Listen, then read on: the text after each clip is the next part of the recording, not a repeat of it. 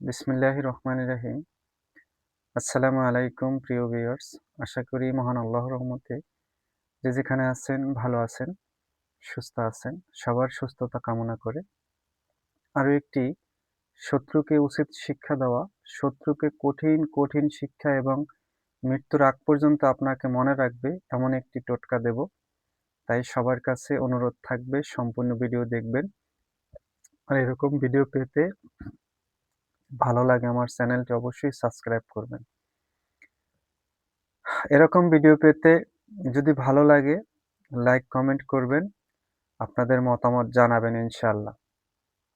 আজকের টোটকাটা হলো যেকোনো শত্রু আপনি মনে করতেছেন আপনার কোনো তান্ত্রিকের সাথে ঝামেলা হয়েছে অথবা সাধারণ মানুষের সাথে ঝামেলা হয়েছে, সে তান্ত্রিকের কাছে গিয়ে আপনার ক্ষতি করতে পারে। আপনার ঘরের সামনে কিছু গাঁথতে পারে অথবা ঘরে কিছু করতে পারে, টিনের চালে কিছু ফেলতে পারে বা ছাদে ফেলতে পারে, ঘরের দরজার সামনে কিছু করতে পারে। যদি এরকম করে থাকে তাহলে আপনি এই টোটকাটি করবেন।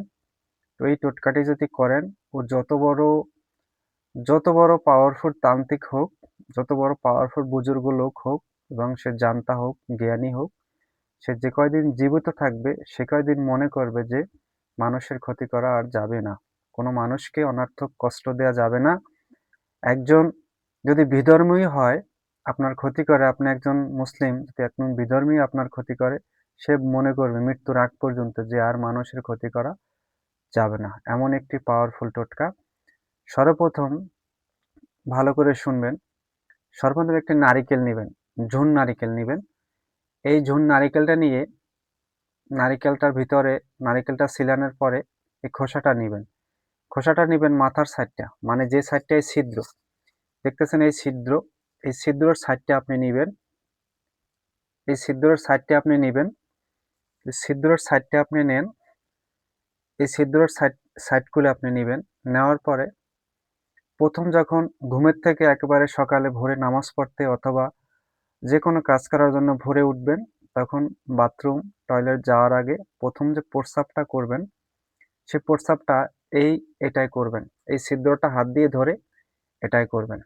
করে যেইখানে মনে করেন আপনার ক্ষতি করছে, মনে করেন আপনার ঘরের দরজায় কিছু ফেলে গেছে অথবা পুতুল ক্রিয়া করছে সেটা গিরে গেছে অথবা আপনার টিনের চালে কিছু ফেলছে, আপনি সেইখানে এই প্রস্রাবটা আপনি এইটার উপরে তো প্রস্রাবটা করলেন। করার পরে সেই বস্তুটার উপরে যেই বস্তুটা তান্ত্রিকে অথবা মানুষে যে ক্ষতি করছে আপনাকে, যে বস্তুটা আপনার ঘরে ফেলে গেছে অথবা সামনে রেখে গেছে, সেই বস্তুটার উপরে এই প্রস্রাবটা ফেলবেন।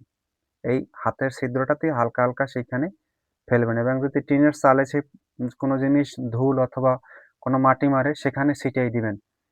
আপনার যেখানে, যেখানে সন্দেহ হয় যে এখানে আমার কষ্ট, মানে আমার তান্ত্রিকে ক্ষতি করতে পারে, এই কারণে আমি অসুস্থ হয়ে যাই অথবা বান চালাইছে, আপনার যেখানে, যেখানে সন্দেহ হয় যে এই জায়গায় গাঁথতে পারে, মাটিতে অথবা গাছে যেখানে, সেখানে এই প্রস্রাবটা আপনি ফেলবেন।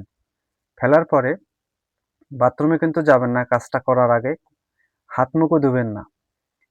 এই প্রস্রাবটা তো সে জায়গায় ফেললেন যেখানে, যেখানে মনে করেন ক্ষতি করছে, তাবিজ গাড়ছে অথবা কুফরি করছে, সেখানে, সেখানে প্রস্রাবটা দেওয়ার পরে একটি ঝাড়ু নিবেন। ঝাড়ু দেওয়া একটি ঝাড়ু নিয়ে পুরো শরীরটা ঝাড়ু দিবেন। ঝাড়ু দিবেন আর বলবেন, "আমার শরীরে বান জাদুটোনা আমি এই ঝাড়ু দিয়ে কাটলাম।